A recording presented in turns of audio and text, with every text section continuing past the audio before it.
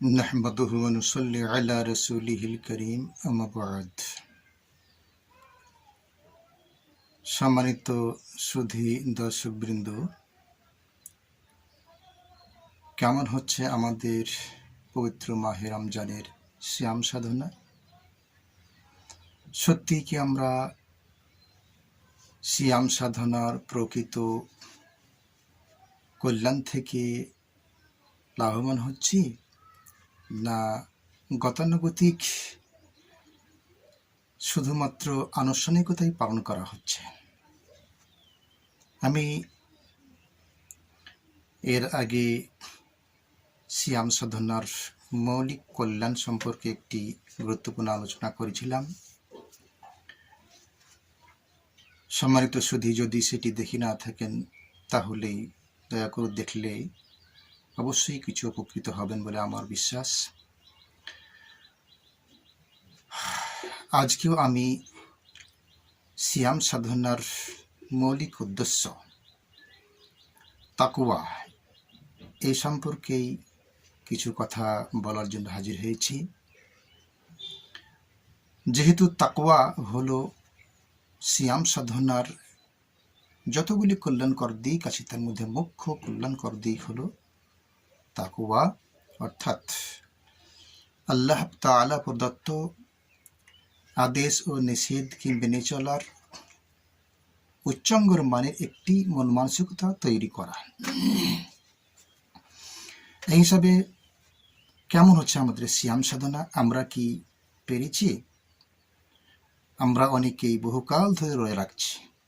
আমাদের কাউরি সিয়াম সাধনার বয়স 20, 30, 40, 50, 60, 70, 80 এত বছর ধরে আমরা সিয়াম সাধনা করছি।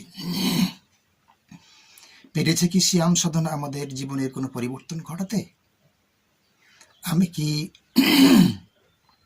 সিয়াম সাধনার মাধ্যমে আল্লাহ তাআলার বিধিনিষেধগুলি আমার জীবনে বাস্তবায়িত করতে পেরেছি? যদি না পেরে থাকি তাহলে পরে এই 80 বছর ধরে আমি যে সিয়াম সাধনা করলাম, তাহলে আমার এই সিয়াম সাধনার ফলাফলটা কি দাঁড়ায়? সম্মানিত সুধী দর্শকবৃন্দ, আমাদের একটু গভীরভাবে ভাবতে হবে। আমরা যারা সিয়াম সাধনা করছি, এই সিয়াম সাধনার মাধ্যমে যদি আমার আধ্যাত্মিক সফলতা অর্জিত না হয়, তাহলে রোজা কি শুধু আমার উপবাস ছাড়া কিছু? আসুন আমরা বিষয়টিকে একটু অন্যভাবে আলোচনা করি। আমরা যারা ধর্মীয় কথাবার্তা নিয়ে আলোচনা করি, আমরা তাদের দিকে একটু নজর ফিরাই। আসলে সিয়াম সাধনার বিষয়টি আমরা যারা ধর্মীয় স্কলার্স আছেন আমাদের মধ্যে, বা যারা উচ্চ পর্যায়ের ওলামায়ে দ্বীন আছেন, তো আমরাও তো সিয়াম সাধনা আমাদের সারা জীবন সিয়াম সাধনা করি। এই সিয়াম সাধনার মাধ্যমে আমরা কতটুকু সফলতা অর্জন করতে পারলাম? আমরা তো বিভিন্ন আলোচনায়, ওয়াজ মাহফিলে, জুমার খুতবায় বেশ গলা মুচিয়েই খুব গরম গরম ভাষায় এবং আকর্ষণীয় ভাষা কথা বলি, কিন্তু এই সিয়াম সাধনার মধ্যে আমরা কতটুকু উপকৃত হয়েছি? মহান আল্লাহ তাআলার রাজকীয় ফরমান হলো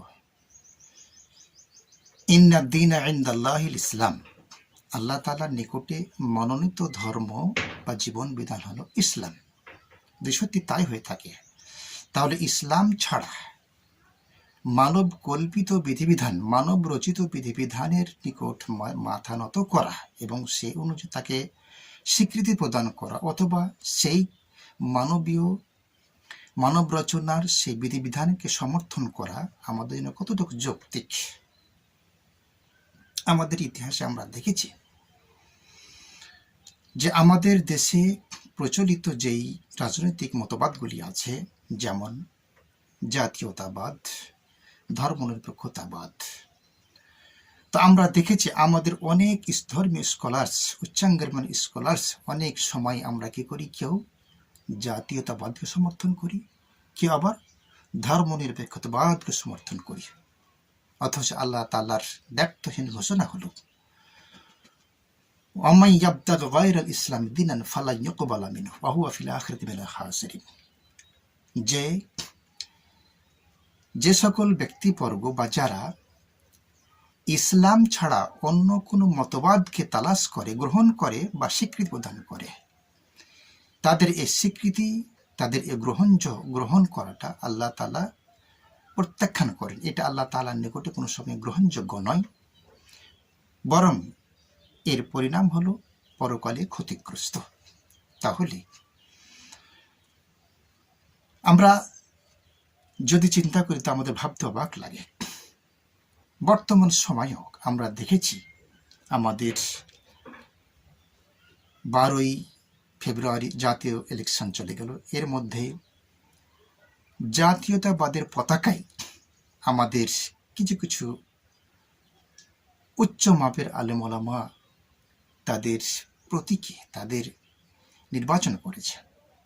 তার মানে হলো যে জাতীয়তাবাদকে তিনি জমির বুকে বাস্তবায়িত করার জন্য, জাতীয়তাবাদের মতাদর্শ গ্রহণ করে সেটিকে জমিনে বাস্তবায়িত করার জন্য বা সেটিকে প্রসার ও প্রচার ঘটানোর জন্যই সে জাতীয়তাবাদের প্রতীকে নির্বাচন করেছে, জাতীয় সংসদ হতে চেয়েছে, জাতীয় সংসদের একজন সদস্য হতে চেয়েছে।